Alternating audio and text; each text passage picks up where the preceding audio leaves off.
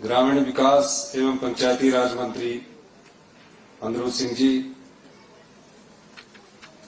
हमारे इस पंचायत के पूर्व में प्रधान दिनेश जाखड़ा जी, सोहन सिंह जी पूर्व सदस्य, हमारे संजय भारद्वाज जी नशा निवारण कमेटी के उपाध्यक्ष, राजेश कंवर जी, बलविंदर बबलू जी, बलदेव ठाकुर जी,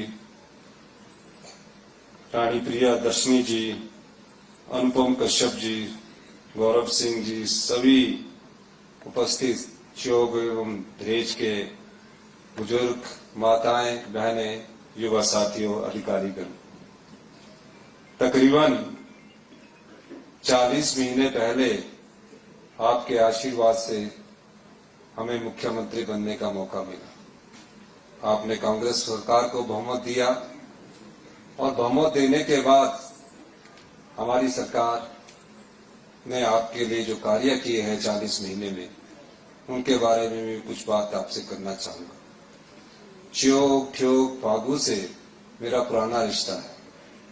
जब मैं कॉलेज में पढ़ता था और चुनाव लड़ने की प्रक्रिया हमने शुरू की, तो उस समय शिमला में एक ही कॉलेज हुआ करता था, गवर्नमेंट कॉलेज शिमला, और यहाँ के बहुत लोग पढ़ा करते थे। कुछ मेरे समय के यहाँ साथी होंगे, उस समय भी मैं चौक में तब पैदल चलकर आते थे, फिर रात को कभी ठोक रुकना। उस समय भी चौक और इस क्षेत्र के लोगों ने कॉलेज में मेरा साथ दिया। मैं प्रेसिडेंट बना हुआ गवर्नमेंट कॉलेज से जोड़ने का। विनोद जी यहाँ बैठे हैं, मेरे पुराने साथी है, ये मेरे समय के कॉलेज के हैं, और सभी साथियों ने मेरा साथ दिया। और जैसे कि अभी हमारे साथी अनिरुद्ध सिंह जी, माननीय मंत्री जी, बता रहे थे कि यहाँ जो देवी माता है नदौन से चलकर यहाँ आई। नदौन मेरा पैतृक गांव है, पर मेरी शिक्षा दीक्षा विश्वविद्यालय स्तर तक यहीं शिमला में हुई, और मैंने अपनी राजनीतिक पारी की जो पब्लिक लाइफ है वो मैंने शिमला में काउंसिलर के रूप में शुरू की। पीके सूद जी बैठे हैं, मेरे साथी हैं, इनकी वाइफ मेयर थी, तब भी उस समय मैं काउंसिलर था जब इनकी वाइफ मेयर थे। तो निश्चित रूप से शिमला से हमारा राजनीतिक कैरियर शुरू हुआ, कॉलेज से यूनिवर्सिटी पढ़ते हुए, और कभी सोचा भी नहीं था कि आप जैसे परिवार से उठकर मैं मुख्यमंत्री की कुर्सी पर पहुंचूंगा, और मुझे ये मौका हिमाचल की जनता ने दिया है। हिमाचल के देवी देवताओं के आशीर्वाद से मैं मुख्यमंत्री बना। मुख्यमंत्री बनने के बाद सबसे बड़ा दायित्व क्या होता है? जो अधिकारी होते हैं वो अधिकारी नहीं बदलते हैं, वो पिछली सरकार में के अधिकारी होते हैं, उनके विभाग बदल जाते हैं। विभाग बदलने के बाद वो हमें अपना जो खजाना होता है उसका लेखा जोखा देते हैं। जब मैं खजाने का लेखा जोखा ले रहा था और मंत्रिमंडल का भी विस्तार नहीं हुआ था, मैं और उप मुख्यमंत्री मुकेश अग्निहोत्री जी ने हमने आर्थिक समीक्षा की, खजाने का हालचाल जाना। जैसे कि आपके परिवार में हर महीने एक बजट बनता है कि इतने पैसे आएंगे और मैं पैसे इस प्रकार से खर्च करूंगी, बच्चों की पढ़ाई में खर्च करूंगी और अपने खाने पीने में, रहने सहने में खर्च करूंगी, उसी प्रकार सरकार चलाने के लिए भी एक बजट होता है। मुख्यमंत्री बनने के बाद मुझे पता लगा कि भारतीय जनता पार्टी की सरकार ने सिर्फ महज राजनीतिक लाभ के लिए, चुनाव जीतने के लिए 5,000 करोड़ रुपए की रेवड़ियां बांटी। हर जगह जो चीज चाहिए थी कि यहाँ स्कूल खोल दो, स्कूल खोल दिया, यहाँ डिस्पेंसरी खोल दो, डिस्पेंसरी खोल दी। खुली नहीं, नोटिफिकेशन कर दी। खुलनी तो तब थी कि पहले टीचर भर्ती किए जाने थे या डॉक्टर भर्ती किए जाने थे। नोटिफिकेशन कर दी कि तब तक खुश हो जाएंगे, वोट हो जाएंगे, उसके बाद सोचेंगे। और तकरीबन चुनावों से पहले 1,000 ऐसे शिक्षा संस्थान खोल दिए, हेल्थ के सेक्टर में संस्थान खोल दिए जिनका कोई लाभ ही नहीं था। और हालात क्या हुई? जो प्रदेश शिक्षा के क्षेत्र में पहले अग्रणीय स्थान पर हुआ करता था, भारतीय जनता पार्टी के समय, उनकी सरकार के समय 2021 में गुणात्मक शिक्षा के रूप में, क्वालिटी एजुकेशन के तौर पर हम 21वें स्थान पर पहुंच गए। कारण क्या था? और आप बच्चों को स्कूल भेजते हैं, सुबह बच्चा तैयार होकर माता पिता के घर से निकलता है, माँ बाप सोचते कि स्कूल में बहुत अच्छी पढ़ाई हो रही है, ये सोचकर कि बच्चा पढ़ लिख कर एक अच्छा इंसान बनेगा, अच्छा इंसान बनने के बाद उसे अच्छा रोजगार मिलेगा। लेकिन हुआ क्या? 5वीं के बच्चे को दूसरी की किताब भी पढ़नी नहीं आती थी। मैंने शिक्षा विभाग की बैठक की, पता लगा कि 500 संस्थान नोटिफाई कर दिए गए हैं, अब इनको चलाना है। मैंने उनसे पूछा कि टीचर कहां से आएंगे, टीचर की व्यवस्था कैसे होगी। मेरी शिक्षा मंत्री जी से बात हुई और हमने कहा कि पहले तो उन स्कूलों को मजबूत करना है जहां टीचर्स उपलब्ध करवाने हैं। हम 3 साल से लगातार प्रयास कर रहे हैं, अभी तक हम शिक्षा क्षेत्र में जितने टीचरों की नियुक्ति की उससे पहले कभी किसी और ने भी इतनी नियुक्ति नहीं की। लेकिन आम परिवार का बच्चा तो गवर्नमेंट स्कूल में पढ़ता है, बागवान किसान का बच्चा गवर्नमेंट स्कूल में पढ़ता है, या कोई बड़ा धनवान होगा तो शिमला में पढ़ लेगा। लेकिन गांव के स्कूलों को कैसे मजबूत किया जाए, हमने इस बारे में सोचना शुरू किया और हमने कहा कि कहां कमी है, उस कमी की ओर ध्यान दिया। और आपने देखा होगा पिछले 2 वर्षों पहले हमने पहली कक्षा से इंग्लिश मीडियम की शुरुआत की। शिक्षा में प्रिंसिपल को, हेडमास्टर को ये अधिकार दिए कि आप ये तय करेंगे कि स्कूल की वर्दी कैसी होगी, आप ये तय करेंगे कि स्कूल में किस प्रकार की शिक्षा प्रणाली में के तहत बच्चों को मजबूती प्रदान करने के लिए कौन टीचर क्या पढ़ाएगा। हमने ये अधिकार दिया। लेकिन क्या इससे शिक्षा क्षेत्र में सुधार हुआ? मुझे खुशी इस बात की है कि हमारे फैसले से शिक्षा क्षेत्र में सुधार हुआ। जो 2021 में हम 21वें स्थान पर थे, इसी केंद्र की सरकार ने हमें गुणात्मक शिक्षा में 5वें स्थान पर पहुंचाया। ये शिक्षा में हमने व्यवस्था परिवर्तन किया, पर हम यहीं रुकने वाले नहीं थे। मैंने कहा सीबीएसई स्कूलों में पढ़ने वाले बच्चों और आम लोगों के स्कूलों में पढ़ने वाले बच्चों में अंतर है, इसमें सुधार किया जाए।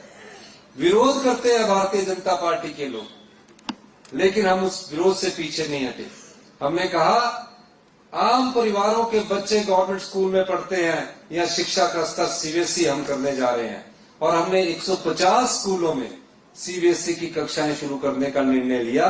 कोई भेदभाव नहीं किया, जहां बच्चों की स्ट्रेंथ थी वहां हमने, चाहे वो सिराज है जयराम ठाकुर जी का, वहां भी हमने सीबीएसई स्कूल दिया। वरना एक सेंट्रल स्कूल के लिए आप कई साल तक तरसे धक्के खाते हैं कि हमें एक सेंट्रल स्कूल मिल जाए। हमने कहा हम अपने गवर्नमेंट स्कूलों को ही सेंट्रल स्कूल के स्तर का बना देंगे।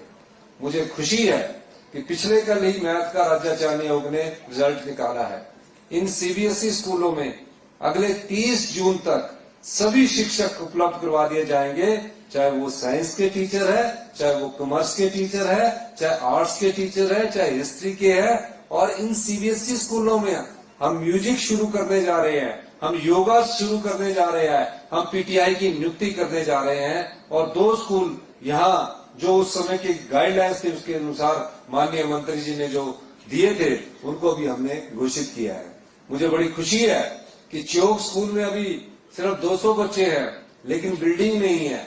मैंने पता किया कि यहाँ 10 बीघे जगह है, और मैं चौक स्कूल के लिए मैंने अभी डीपीआर का पता किया, क्योंकि चौक में मैं पहले कोई 85-86 में आया था, तो मैं चौक स्कूल के लिए 5.5 करोड़ रुपए देने की भी एक घोषणा करता हूँ।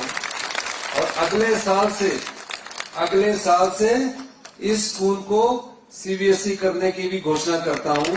और ये कोशिश करूंगा मैं कि अगर इस साल हो सके, माननीय मंत्री जी मुझे गाड़ी में कह रहे थे कि इस साल अगर हो सके तो देखना, अगर इस साल सीबीएसई बोर्ड की पोर्टल खुला होगा तो इस साल भी हम उसको करने की कोशिश करेंगे। लेकिन अगले साल से मैं सीबीएसई करने की घोषणा करता हूं। लेकिन जितने भी बच्चे आपके बाहर पढ़ेंगे वो यहाँ पढ़ेंगे कब? जब यहाँ आपके पास पूरे टीचर उपलब्ध होंगे। तो हम शिक्षा के क्षेत्र में भी व्यवस्था परिवर्तन कर रहे हैं। निश्चित रूप से माननीय हमारे जो मंत्री है अनुरूध सिंह जी, ये आपकी सेवा में लगे रहते हैं। जिस प्रकार ये 10 साल पहले एक फाउंडेशन स्टोन हुआ, भारतीय जनता पार्टी की सरकार ने तो कुछ नहीं किया। माननीय मंत्री जी आए कि छोटा सा एक बाईपास बनाना है और बाईपास बनाने के लिए मुझे धन की जरूरत है। मैंने काम शुरू करवा दिया। मैंने कहा अभी तो पैसा नहीं है। कहते मैं मंत्रिमंडल का सदस्य हूं और मंत्रिमंडल का सदस्य होने के नाते मुझे विश्वास है कि मैं पैसा ले लूंगा।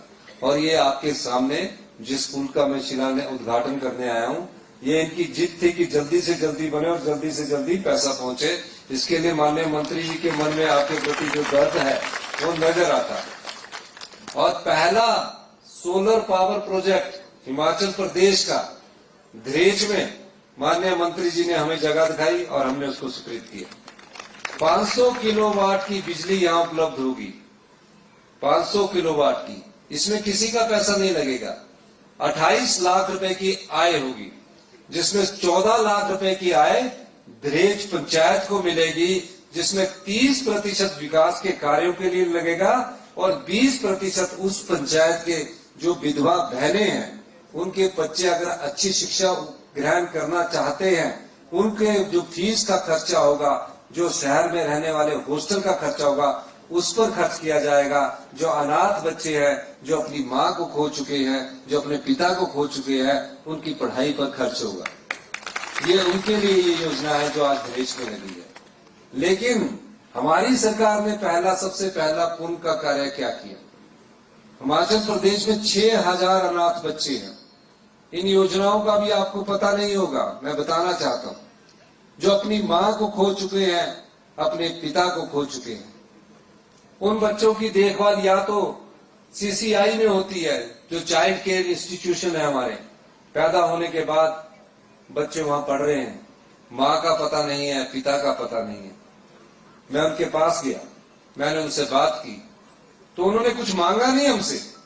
कोई बात नहीं कि मैं उनके हॉस्टल में गया, उनके खाने की जगह को मैंने देखा, उनके रहने की जगह को मैंने देखा। और हमारी सरकार ने हिंदुस्तान का पहला ऐसा कानून बनाया कि 18 साल के बाद वो बच्चे जाएंगे कहाँ? कुछ चाचा जी के पास रह रहे हैं, कुछ ताया जी के पास रह रहे हैं, कुछ मामा जी के पास रह रहे हैं, लेकिन उनके पास अपनी भावना व्यक्त करने की शक्ति नहीं है, क्योंकि वो उनके ऊपर निर्भर है। हमने उनके लिए पहला कानून बनाया। पैदा होने से लेकर 27 साल तक उन बच्चों का ख्याल हिमाचल प्रदेश की सरकार अभी रख रही है। क्या कानून है? हमने कहा इन बच्चों की माता भी सरकार है और पिता भी सरकार है, और उन्हें चिल्ड्रन ऑफ द स्टेट का दर्जा दिया। आज 27 साल तक के 6000 बच्चों को 18 साल के बाद हम 4000 रुपए पर महीने की उनको जेब खर्च दे रहे हैं। और अगर कोई डॉक्टर बनता तो 1.5 लाख रुपया उसकी फीस दे रहे हैं। हॉस्टल के 60,000 रुपए की फीस हमारी सरकार दे रही है। शादी करने के लिए 2 लाख रुपया दे रहे हैं, घर बनाने के लिए 3 लाख रुपया दे रहे हैं। ऐसे 6000 बच्चों को सरकार ने गोद लिया है। उन्हें सरकार ही माता है, सरकार ही पिता का दर्जा हमारी सरकार ने दिया है, क्योंकि इस प्रदेश की क्षमता में उनका भी अधिकार है। जो प्रदेश की आय होती है उसमें एक अंश उनका भी है, जो उनकी तरफ किसी ने नहीं सोचा था। इसके अलावा हमारी सरकार ने जो सामाजिक न्याय विभाग है, उससे ये योजना का लाभ आप उठा सकते हैं। हमारी सरकार ने जो विधवा बहनें हैं, किसी के पति की अचानक दुर्घटना होगी, उसका बच्चा डॉक्टर की पढ़ाई कर रहा है, उसका बच्चा अच्छे स्कूल में पढ़ रहा है, उसकी फीस का पैसा कौन देगा? डॉक्टर बनते बनते बीच में पढ़ाई छोड़ तो नहीं सकती। और जो एक डॉक्टर बनता है उसकी महीने की साल की फीस 1.5 लाख रुपया है। अगर उसने हॉस्टल में रहना है या घर में भी रहना है तो भी 70-80 हजार रुपये उसमें खर्च होता है। हमने कहा कि इनके लिए इंदिरा गांधी सुख शिक्षा सम्मान निधि योजना लाई है। अब उन बेटियों को और उन बेटों को हमारी सरकार पैसे दे रही है। ऐसे कितने भी विधवाएं हैं वो उसका लाभ उठा सकती है। इसी प्रकार आम परिवार से पढ़ने वाला जो बच्चा है, जिसका बच्चा अच्छा पढ़ता है लेकिन माँ बाप की आय के साधन इतने ज्यादा नहीं है, हमने कहा कि उसे 20 लाख रुपए का लोन, अगर वो IIT में चला जाता है या किसी और संस्थान में चला जाता है, शिमला में किसी और संस्थान में जाता है, 1% की ब्याज पर 12 लाख से जिनकी कम आय होगी हिमाचल प्रदेश की सरकार दे रही है। ये तीनों योजनाएं उन बच्चों को पढ़ाई के लिए दी जा रही है जो जीवन में पढ़ लिखकर एक अच्छा मुकाम हासिल करना चाहते हैं, अच्छा इंसान बनना चाहते हैं। ये योजनाओं को आप लोगों को लाभ उठाना चाहिए। 20 लाख का लोन 1% पर यही नहीं बाहर पढ़ने के लिए भी मिल रहा है, ताकि पोस्ट ग्रेजुएशन एमए करने के लिए जाना हो, एमएससी करने के लिए जाना हो, एमटेक करने के लिए जाना हो, या मेडिकल साइंस की पढ़ाई कर रहे हैं एमडी करने के लिए जाना हो, ये सारी योजनाएं आप लोगों के लिए हम लेकर आए हैं। ये क्यों लेके आए हैं? ताकि शिक्षा का जो स्तर है वो हमारा बना रहे। और मैं आपको बताना चाहूंगा, हिमाचल प्रदेश ने जो शिक्षा में 3 साल में मुकाम हासिल किया है, वो हम साक्षरता दर हमारी 99.3% पड़ गई है।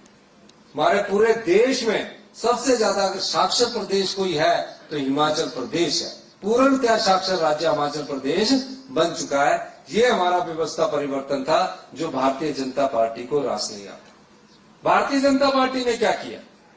भारतीय जनता पार्टी ने 5 साल तो इस प्रदेश की संपदा को उठाया, किसी ऐसे समाज के जो हमारे परिवार के लोग हैं उनको कोई अधिकार नहीं दिया।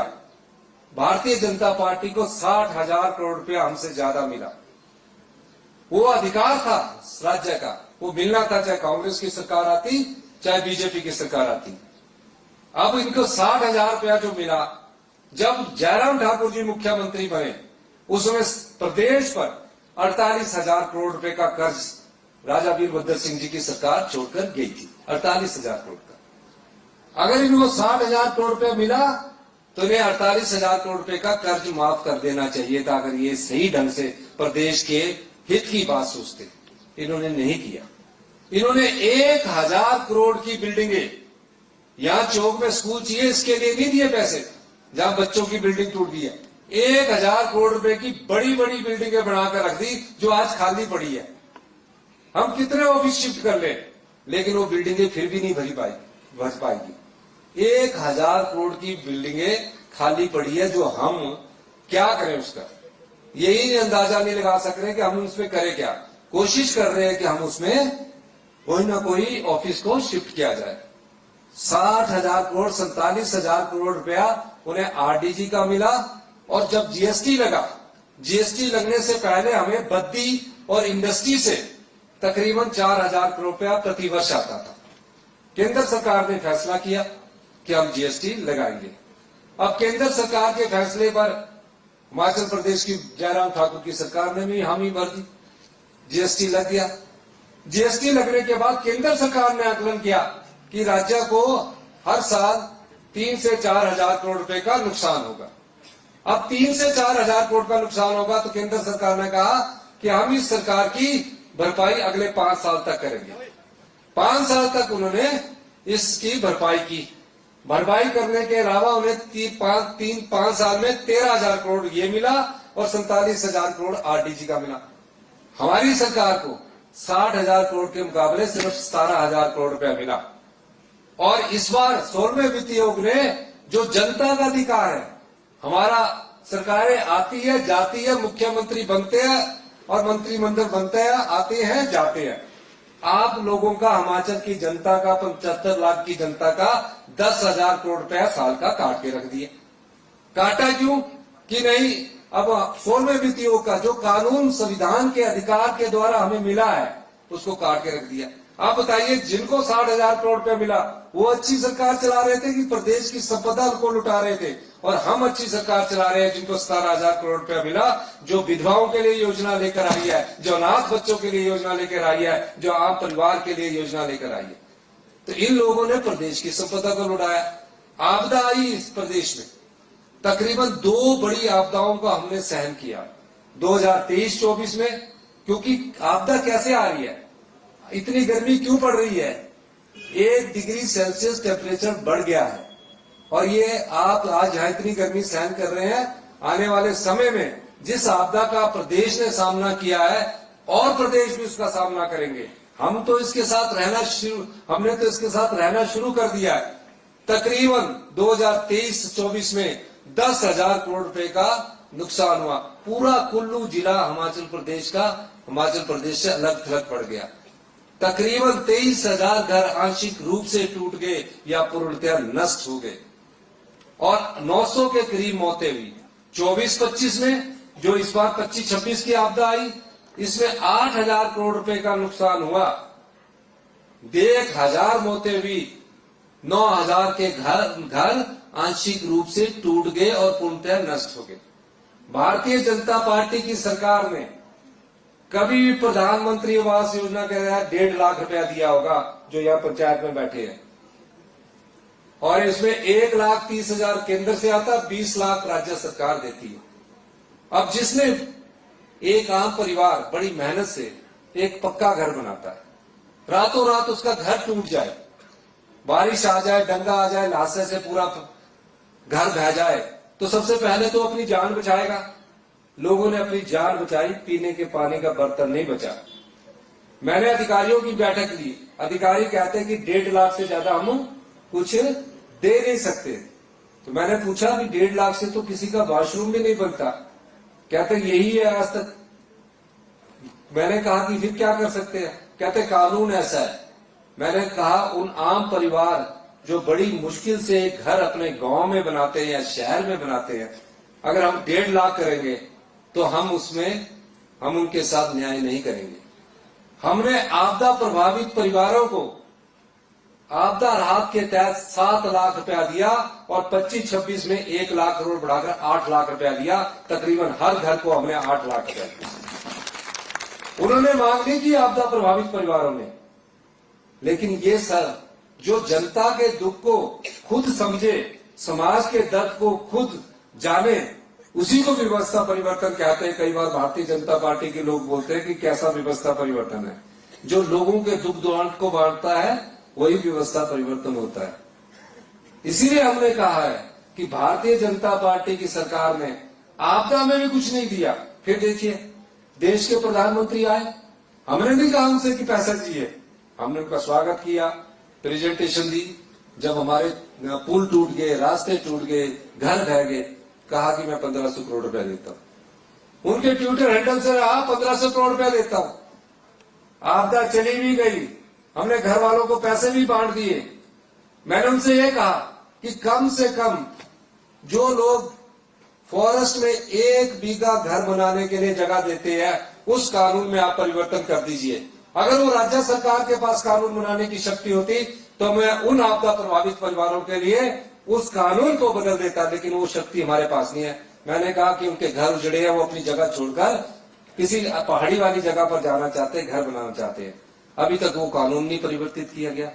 1500 करोड़ रुपए अभी नहीं मिले और रोज रैली करते हैं भारतीय जनता पार्टी के। सोशल मीडिया इनका बड़ा अच्छा है, सोशल मीडिया में चले रहते हैं, बीजेपी के सेंटर ऑफिस है चक्कर में, उसमें मीम बनाते रहते हैं कि क्या हुआ सरकार का, क्या नहीं हुआ सरकार का। सरकार आम जनता की सेवा कर रही है और आपका जो पैसा है उसको लूटने से बचा रही है, आपका पैसा आपको बांट रही है। इसलिए हम कहते हैं कि भारतीय जनता पार्टी की सरकार सत्ता में आई, 60,000 करोड़ रुपया ज्यादा मिला, लेकिन आप लोगों की सेवा में कोई परिवर्तन नहीं कर सके। आईजीएमसी सबसे बड़ा हॉस्पिटल है सबसे बड़ा मेडिकल कॉलेज है। हर कोई सोचता है कि मैं बड़े हॉस्पिटल में पहुंच गया, अब मेरा इलाज अच्छा हो जाएगा, क्योंकि पीएससी से आप ट्रांसफर होते हो।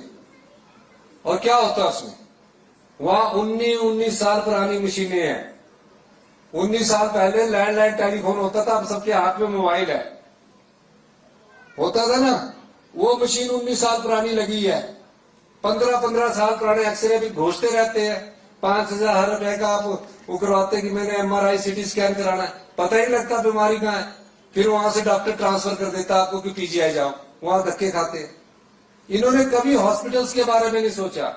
हमने हॉस्पिटल्स की हेल्थ डिपार्टमेंट की मीटिंग ली और आज मैं कह सकता हूं आईजीएमसी में जो 19 साल पुरानी मशीनें थी उनको हमने बदला है, और जो अल्ट्रासाउंड एक्सरे की मशीनें थी उनको बदला है। और जो वहां हॉस्पिटल चलाने वाले जो पीजी की सीट्स होती है वो 40 साल में 275 थी, इस साल मैंने उनको बढ़ाकर 260 सीटें और बढ़ाई है, ताकि वहां पेशेंट को दिक्कत ना हो। क्योंकि आपको नहीं पता लगता, आपके लिए तो डॉक्टर है, वो तो उसने मुझे देख लिया, मीठे से बोल दिया, अगर कोई एंटीबायोटिक से ठीक हो गया तो डॉक्टर बहुत अच्छा है।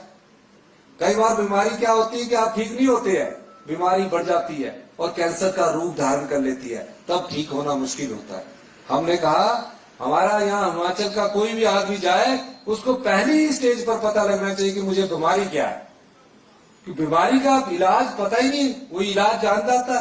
तो इसलिए हम जो मेडिकल कॉलेज है उसमें भी जो एम्स दिल्ली में मशीनें हैं, जो एम्स दिल्ली में मशीनें हैं, उसी मशीन को हम सारे मेडिकल कॉलेज, आईजीएमसी नहीं, टांडा, हमीरपुर, चमियाना, मंडी, सब जगह लाने जा रहे हैं, ला कर रख दी है। उनमें अब आपका डायग्नोज करने के लिए अब अच्छी मशीनें होगी, आपको पहले ही स्तर पर पता लग जाएगा कि आपको बीमारी क्या है। ये अभी आपको चीजें जब जाओगे तब पता लगेगा। वो चाहते हैं कि आप ही मुफ्त में हो। अभी हम रोबोटिक सर्जरी लाए हैं, पंजाब और हरियाणा के कहीं किसी भी सरकारी हॉस्पिटल में रोबोटिक सर्जरी नहीं है। ये ऐसी सर्जरी है जहां बिल्कुल ठीक कोई भी इलाज होगा, वो बिल्कुल ठीक होगा और 2 दिन में आप ठीक हो जाओगे। कैंसर के पेशेंट भी ठीक होंगे। ये रोबोटिक सर्जरी जो दुनिया की सबसे बेस्ट टेक्नोलॉजी एम्स में, उसको हम लेकर आए और उसमें एक ऑपरेशन की कीमत की 1 लाख रुपया खर्चा आता है। हमारी सरकार ने फैसला किया कि 70,000 रुपए की हम सब्सिडी देंगे, 30,000 रुपया ही उसमें खर्चा आएगा। लेकिन जो स्पेशल वार्ड लेता है, स्पेशल वार्ड वाला तो पैसे वाला हो गया, उससे हम 50,000 रुपया लेंगे, उसको भी 50,000 रुपए की सब्सिडी देंगे। कोई और 2 दिन में ठीक होकर कोई उनका बिल्कुल ठीक होने के बाद आप घर आएंगे, अपना काम करेंगे। ये लेटेस्ट टेक्नोलॉजी है जहां आपका अच्छा इलाज हो सकता है। इस क्षेत्र में हम परिवर्तन कर रहे हैं और हम ग्रामीण अर्थव्यवस्था को मजबूत करने के लिए, ग्रामीण अर्थव्यवस्था क्या होती है? आपके हाथ में पैसा आए। कैसे आएगा? आप बागवानी करते हैं, पहली बार आपदा में 2025-26 में इतना सेब कभी नहीं खरीदा गया मैयास के तहत। 110 करोड़ रुपए का हमने सेब खरीदा, जो सेब बेचारा गल गया था, सड़ गया था। 110 करोड़ रुपए का 40 साल में पहले कभी नहीं खरीदा गया। आज हम उस सेब को खरीदे ताकि गांव के लोगों के हाथ में पैसा आए। दरेज में ये जो सोलर पावर प्रोजेक्ट लगा ताकि गांव के लोगों के हाथ में पैसा आए। दूध गाय का दूध का रेट सरकार कितने रुपए में खरीद रही है? अभी 51 रुपए में खरीद रही है। मैंने बजट में घोषणा की है कि हम गाय का दूध 61 रुपए किलो सरकार खरीदेगी। आपकी सोसाइटीज बनेगी और उसके द्वारा 61 रुपए किलो सरकार आपसे दूध खरीदेगी। आपकी सोसाइटी के माध्यम से हर महीने आपके खाते में पैसे आ जाएंगे। भारतीय जनता पार्टी ने क्या दिया? भारतीय जनता पार्टी ने जो गांव में लोगों को रोजगार की सुविधा डॉक्टर मनमोहन सिंह और श्रीमती सोनिया गांधी जी ने दी थी, उसको बंद कर दिया। आज मनरेगा बंद कर दी गई है। जितने प्रधान बैठे हैं, प्रधान अपनी मांग के अनुसार मनरेगा के तहत आपको रोजगार देते थे। अब वो योजना बंद हो चुकी है। अब ये बजट ड्रिवन होगी, डिमांड ड्रिवन नहीं होगी। तो ये इस योजना को भारतीय जनता पार्टी के लोगों ने बंद कर दिया। फिर भी लोग ये सोचते, वो झूठ बोलने में माहिर है, हम काम करने में माहिर है। फर्क इतना है। इसीलिए मैं आपको कह रहा हूं कि आप लोगों के बीच में एक ऐसा नेतृत्व चुनकर आया है। कुसुम्पटी से पहले कोई मंत्री नहीं बना था 70 साल से। ये पंचायतें बाद में 4 पंचायतें आपकी आई है, जिसको अनुज जी ने बढ़ाकर 6 किया है, ये इसमें मिली है। तो देखो अनुज सिंह जी ने कोई मंत्री नहीं बना आजादी के बाद से। अनुज सिंह जी पहली बार मंत्री बने हैं और 2 डिपार्टमेंट है, पंचायती राज और ग्रामीण विकास। पैसा बहुत है इनके पास, मुझे भी इनसे पैसा मांगना पड़ता है, पर ये पैसे का अपना पूरी स्टेट को भी देखते हैं, अपनी विधानसभा क्षेत्र में भी देखते हैं, ज्यादा से ज्यादा अपनी विधानसभा क्षेत्र में देखते हैं। यहां लाने का मकसद इनका क्या था? यहां लाने का मकसद है कि कुछ और निचोड़ा जाए ट्रेजरी से, क्योंकि मैं फाइनेंस मिनिस्टर भी हूं और मुझे अभी कह रहे थे कि आप यहाँ लाइट की क्वालिटी अच्छी करनी है तो पैसा तो आपको कहते देना पड़ेगा। नहीं तो मंत्रिमंडल के सदस्य हैं और काफी यंग उम्र में बन गए हैं, काफी युवा है, आपके दर्द को हमेशा सीने में रखते हैं, आपके क्षेत्र के विकास की योजना दिमाग में लेकर चलते हैं। काम करवाना आना चाहिए ना। अब जिसको काम करवाने आता है वही आगे बढ़ता है। तो काफी लंबी उम्र होगी इसकी, आगे भविष्य इनका बहुत उज्जवल होगा, काम करवाने भी आते हैं।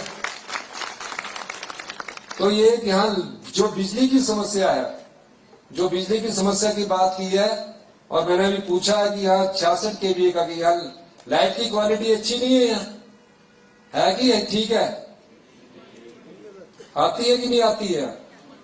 कट लगते हैं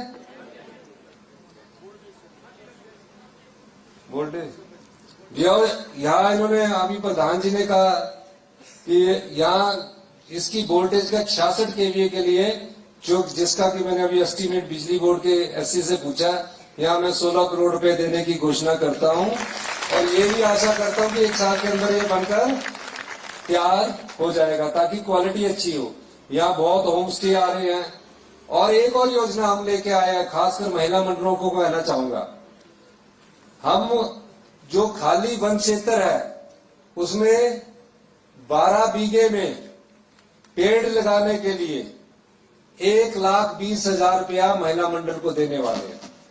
अगर 100 पेड़ एक हेक्टेयर में एक 12 बीघे में लगाते हैं, 12 बीघे में 100 पेड़ लगाते हैं तो 1,20,000 मिलेगा। फिर उसको आप बचा कर रखते अगले 5 साल तक, अगले 5 साल तक बचा कर रखते तो हर साल आपको 1-1 लाख रुपया मिलता जाएगा ताकि वो पशु पक्षी ना खाए। महिला ताकि गांव के लोगों के हाथ में पैसा जाए। आप फॉरेस्ट डिपार्टमेंट वालों से संपर्क कर सकते हैं। उसका नाम है राजीव गांधी वन संवर्धन योजना। यहाँ दहेज तक रोड के लिए नवाड़ से 15 करोड़ रुपए खरीद हो चुके हैं और इसको थोड़ा अपग्रेड कर दिया जाएगा, थोड़ा चौड़ा कर दिया जाएगा। पर मैंने कहा कि जंगल मत काटना क्योंकि आपने पहले भी यहाँ जंगल थोड़े ऊपर काटे हुए हैं तो उनकी कमी रखना। गिर गए हैं पेड़, जो पेड़ गिर गए हैं उनको मैंने कहा है। पर ये आपका जो 15 करोड़ से जो रोड बनेगा इसमें बारिश और बर्फ में जो शेडी पोर्शन है वो खराब ना हो तो उसके लिए अलग से टेक्नोलॉजी का हमारी सरकार इस्तेमाल करेगी। जो जो योजनाएं इन्होंने बोली है और सीवीएस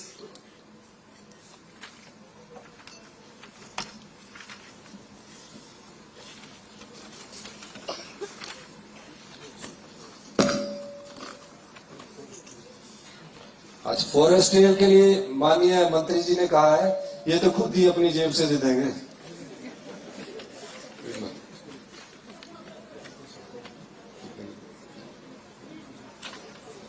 एक इन्होंने सड़कों का बोला, संपर्क सड़क बाका पानी से चढ़ेल हेतु बजट, चौक से जुठाऊ हेतु धनराशि, सड़क दिलऊ से जनू नाला, चौक से मिहाड़ा, दिलऊ से धार हेतु, फागू से सरवण हेतु, सड़क खेती जुबड़ से कटरब हेतु बोला। बस इनके लिए मैं मुख्यमंत्री सड़क योजना के तहत पैसा देने की घोषणा करता हूं, इस आशा के साथ कि भारतीय जनता पार्टी की जो सरकार है वो हिमाचल विरोधी है, वो बागवान विरोधी है, वो किसान विरोधी है। ये मैं इसलिए कह रहा हूं क्योंकि ये लोग जो है हमारे साथ आपदा में नहीं खड़े हुए। प्रधानमंत्री मोदी जी से अभी तक पैसे मांगने नहीं जाते, हमने तो मांगे नहीं, 1500 करोड़ रुपया इन्होंने मांगने नहीं जाते। और जो हमारी आरटीजी बंद हुई है 2026 से लेकर 2031 तक हर साल 10,000 करोड़ रुपए का नुकसान होगा और 50,000 करोड़ रुपए का 5 साल में नुकसान होगा। उसमें भारतीय जनता पार्टी की सरकार, भारतीय जनता पार्टी से हमने अनुरोध किया, हमारी सरकार ने अनुरोध किया, विधानसभा में अनुरोध किया कि हम सारा प्रोटोकॉल छोड़कर आपके नेतृत्व में प्रधानमंत्री मोदी जी से मिलने को तैयार है, आप हमें आरटीजी दिलाइए। ये हिमाचल की जनता का अधिकार है।